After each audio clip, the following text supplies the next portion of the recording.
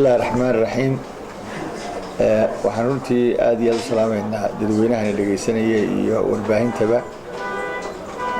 waxaan jeclahay inaan halkan waxoogaa sharaxaad ka bixiyo hadallo ku soo noqonaya maalmaha kan muxuu ahaayay ku soo noqonaya warbaahinta isla markaana axsaabta iyo madaxda mucaaridku ay ka hadlayeen marka hore waxaan jeclahay waxa la isixin wuxuu sheeg sixir ka daran inaan bulshada reer Soomaaliland u sharaxno diiwaangelintu waxay tahay iyo ujeedooyinka qarankan uu ka leeyahay in dadka reer Soomaaliland ay yeeshaan dhalasho u gaar ah diiwaangelinta ama kaarka dhalashadu wuxuu cadeynayaa in Soomaaliya iyo Soomaaliland ay kala yihiin laba dal oo kala madax bannaan way hore waxay loo haysan jiray taysarihii Soomaaliya oo micnaheedu ahaa inuu ku abtirsan dalka Soomaaliya maantana maadaama aynu ka go'nay waxaynu qaadanaynaa nationality-geeni runta ahaa ee qarniyada badan soo jiray ahaa dadka dalkan ku nool dadku inuu yahay Soomaaliland ummadda ku noolna ay tahay Somalilanders ama dadkii reer Soomaaliland laba kaarka dhalashadu wuxuu siinayaa xaq ka duwan kan ay leeyihiin dadka ajnabiga ahi ninka reer Soomaaliland waayo qofka Somalilander-ka ee haysta kaarka dhalashada iyo qofka ajnabiga ee dalkan yimaada waxay leeyihiin laba xaq oo kala duwan bay leeyihiin waxaana uu siinayaa mudnaanta kaarku ama warqadda dhalashadu qofka muwaadinka waxyaabaha uu kaga duwan yahay muwaadinimadu ay kaga duwan tahay ama dhalashada Somalilandnimadu ay kaga duwan tahay dadka kale sida Soomaalida iyo maxay bulshada kale aynu dariska nahay ninka Somalilandku wuxuu leeyahay xuquuqda uu leeyahay waxa kamid ah xaqqa muwaadinimadu waa wax ka gaara qofka ajnabiga laba xaqqa doorashada ayuu kaga duwan yahay qofka Somalilander-ka ah qofka kale ee ajnabiga ama wadan ku nool waayo qofka Somalilander-ka ama waxba uu dooran karaa ama isaga la dooran karaa marka xaqqa doorashada kaliya waxa leh qofka haysta dhalashada Somaliland wuxuu kale dadka la dheeriyahay xaqqa helidda xuquuqda asaasiga ah ee qofka reer Somaliland uu ku leeyahay ama uu ku leeyahay dalkiisa iyo muxuu ahaayay wadankiisa uu ku leeyahay waxa kale oo gaara ninka muwaadinka ah gudashada xaqqa dalkiisa uu ku leeyahay isaga laftiisa haday tahay difaaca inuu dalka difaaco way ninka ajnabiga ah looma baahna ee dalka ku nool inuu dalka difaaco nabadgelyadiisa ilaalintiisa waa wax u gaara oo uu ku waajibinayo dhalashada uu dhashay dalkan ayuu kaga duwan yahay qofka dhalashada leh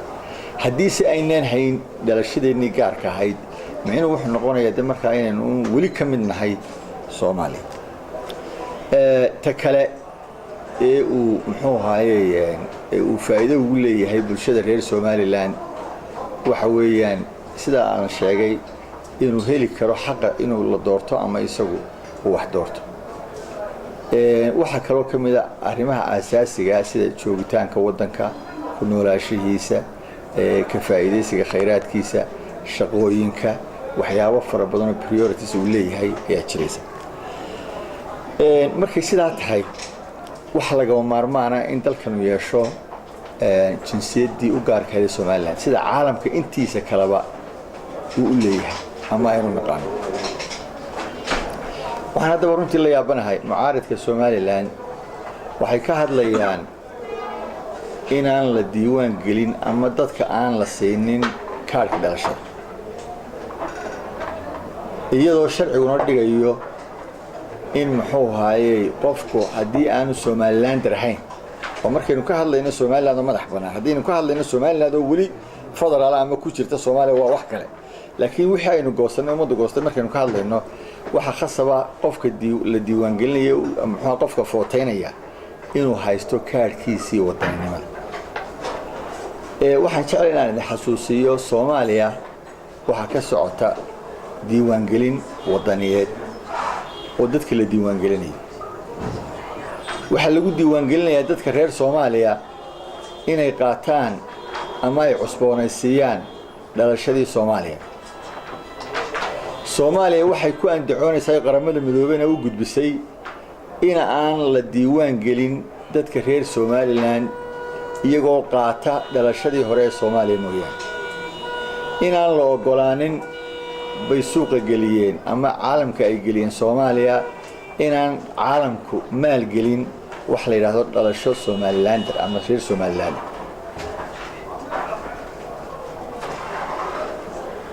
waxa markaa aan weydiinayaa saaxiibada mucaaridka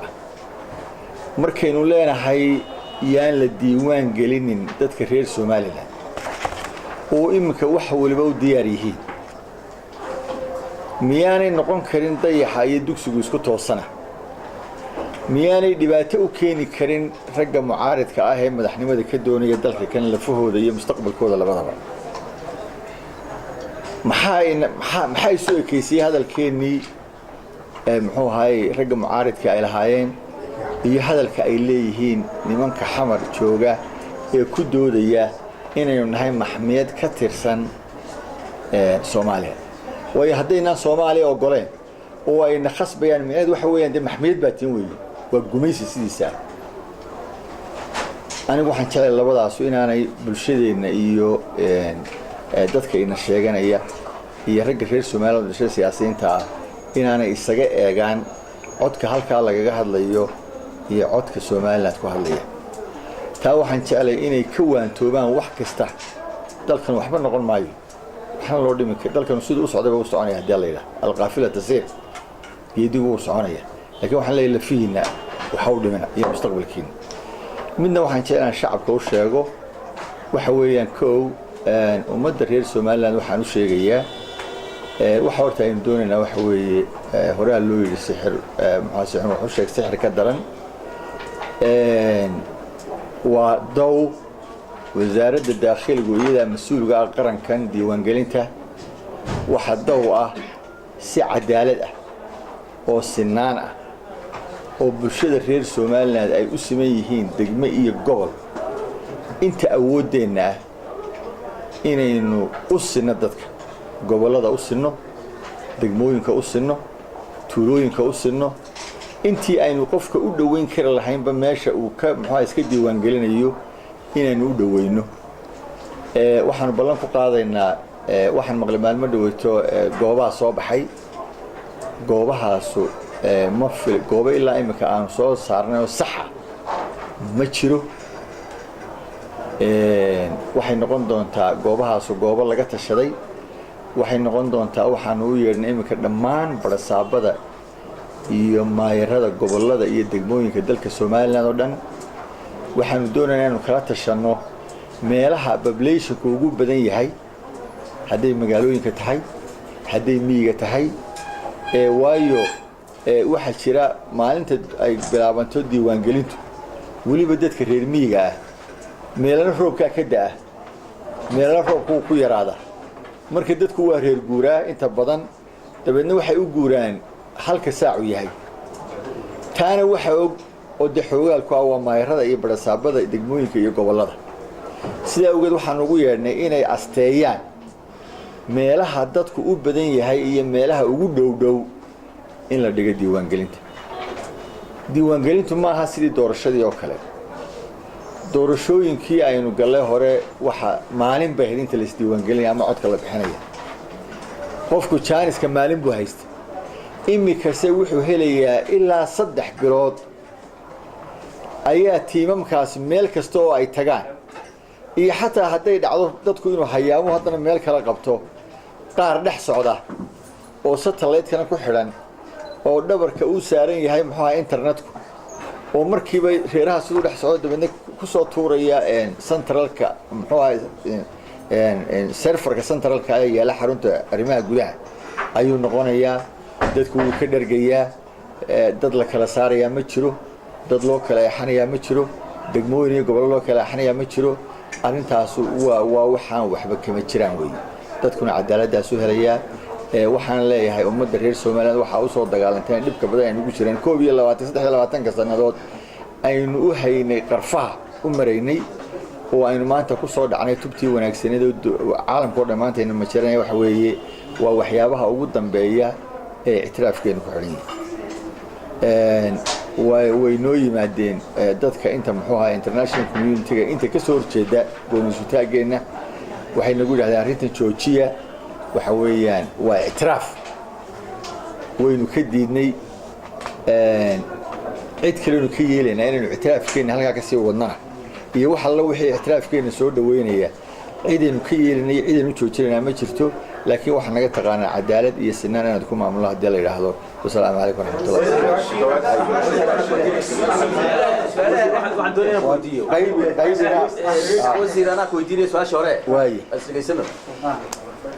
hadda imika mucaaridkaad weerarto aad tiri waxay yidhahdeen ma ogolin diiwaangelin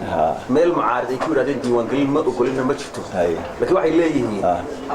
diiwaangelintii codbixiyayaasha ayaa lagu carqaladaynayaa tan madaniga ah ee wasaaraddaadu ay wado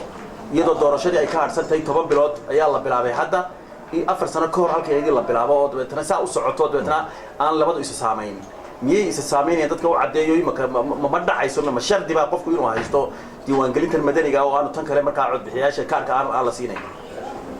horta markaad leedahay waa lagu carqaladaynaya micnaheedu soo maaha markaa in diiwaangelin la-aan lagu galo soo maaha iyagu say leeyihiin diiwaangelin la-aan wax lagu gelayaa ma jirto waayo qofku haddaanu somaliland inuu yahay inaan caddaynin dee markaa waa inaynu sidan gaaladu leedahay ama qolooyinka ka soo horjeeda goonistaagga somaliland siday gaaladuba i weydiiyeen gaaladu waxay ku yidhahdeen waxaad samaysaa in qof walba la diiwaangeliyo soomaali ah marka micnaheedu tii markaa waxaynu dee rajaxaynaa ama aynu qaadanay tii ay nimankii ka soo horjeeday somaliland inay gooni isu taagto weeye laakiin waxaan leeyahay wax ay carqaladaynaysaa ma jirto way wada socon karaan way kala horeyn karaan mar baa muxuu ahaayey wax alla waxay seelayaan ma jirto diiwaangelinta annagu bay muxuu ahaayey bisha 9aad waanu dhammaystireen waxaan jeedaa bisha December way dhammaystirmaysaa marka haddii imika ay diyaar yihiin oo diiwaangelinta doorashadu ay diyaar tahay oo lacag loo hayo waan isag fadhiisanayna ana soo ag fadhiistay oo kaanu diiwaan gelino iyaguna ha diiwaan geliye haddii aanay se lacag haynin oo aanay weli waxba haynin oo axsaabta mucaaridku aanay lacag hayn oo aan commissionku lacag hayn oo weli gaalada aanay lacag haynin marka haddaad leedihiin dee aan iska wada joogno أنا واحد قوي أنا سورة جاهي وايو شرعنا واحد كوقورين لح بلاد كهر ما أنت اللي فوتين أيوه وإنه قفكو هيستا كار كي ديوانجلين تأيي كي دارسا مركا أنا واحد نكود دالينا إن أنا صمينه كار كدلا الشدة أنت أنا لح ذا بلاد جاري حديثة أي سمين كريويان قولي كل اللي قدون أيوه فوتر كارك تاسو دانا قمدي تعلمها هي الدولة دمريكا أنا ودك السؤال الدولة دمريكا واحد شرط ولا شيء رسمي أرتكن هرتتين نور وحن قال ما أدري وايد تعدل سيء دولتنا مقعد وحوي ريبابليك أوف سوماليلاند واي حركنا وحلية وحكو قران سوماليلاند كليا حد نوع شيء كذا الكلام حكو قران وكاتي سري محوها ايه مورل ريبابليك اوف سوماليلاند بان قران بين علياش داقودada meelaha ka yiraahdo Somaliland baa leeyahay ee waxa ku sheegay waxa tirana calayd ku yahay Somali adna sawiro haabee joojiya